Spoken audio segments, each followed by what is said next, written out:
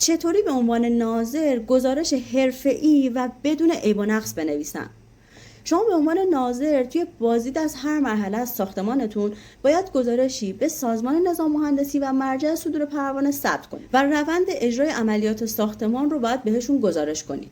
پس بهتره که یک مدرک محکمه پسند برای خودتون داشته باشین. این مدرک چی میتونه باشه؟ شما توی بازدید از هر مرحله از ساختمان یه برگه آچار و خودکار آبی همراه خودتون داشته باشید و صورت جلسه تهیه کنید. هر مشکل ایمنی و فنی که توی پروژه میبینید رو توی گزارش ذکر کنید و بعد از این گزارش دستی که تهیه کردین میبرین و کپی میگیرین و میاین اصل مدرک رو که با خودکار آبی نوشتین به مالک تحویل میدین و کپیش رو برای خودتون نگه میدارین.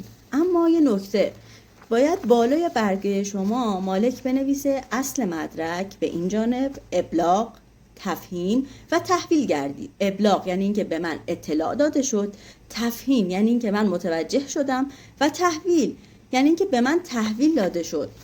و بعد این برگه رو توی گزارشتون در قالب پیوست ثبتش میکنید. اینطوری اگر زمانی اتفاقی برای پروژه بیفته شما به عنوان ناظر کار خودتون رو انجام دادین و از گردن شما رد میشه.